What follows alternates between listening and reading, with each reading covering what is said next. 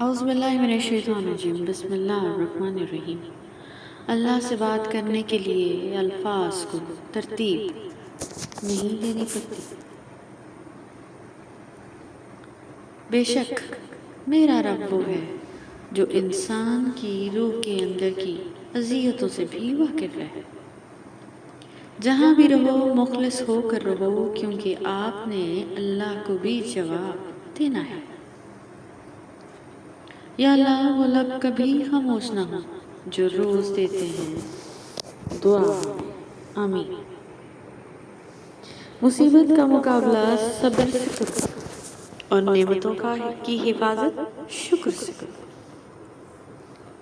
جن کو رب سے مانگنے کی عادت ہو وہ کبھی بھی خالی ہاتھ نہیں رہتے۔ میرا واسطہ تو اس رب سے ہے جو بن مانگے عطا کر دیتا ہے، الحمدللہ۔ یقین کیجئے اللہ کے فیصلے ہماری خواہشوں سے بہتر ہوتے ہیں۔ بے شک مجھے عادت ہے بدلہ نہ لینے کی، میں نے اپنے معاملات اللہ پہ چھوڑنے کی عادی ہوں۔ لوگوں سے انتقام مت لیا کریں، خراب پھل خود ہی درخت سے گر جاتا ہے۔ جب کوئی راستہ نہ ہو تو اللہ راستہ بناتا ہے، سبحان اللہ۔ عرش والے سے رابطہ مضبوط ہو تو فرش والے آپ کا کچھ نہیں بگاڑ سکتے۔